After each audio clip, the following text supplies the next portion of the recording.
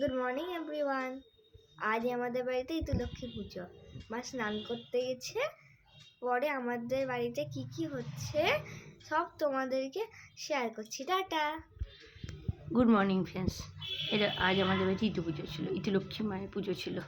তো আমি সকাল সকাল স্নান টান করে রেডি হয়ে পুজোর জোগাড় যন্ত্র করতে শুরু করেছি। আজ সারাদিন আমার মেয়েও আমাকে অনেক হেল্প করেছে। তারপরে পুজোতে বসলাম। আমার মেয়েও, আমার হাজব্যান্ড সবাই পাশেই ছিল, আমার শাশুড়ি মাও ছিলেন। তারপরে পুজোতে বসলাম, পুজো করে নিলাম। পুজো শেষ করে নিয়ে তারপরে আমার মেয়েও এসে প্রণাম করলো, ফুল দিল।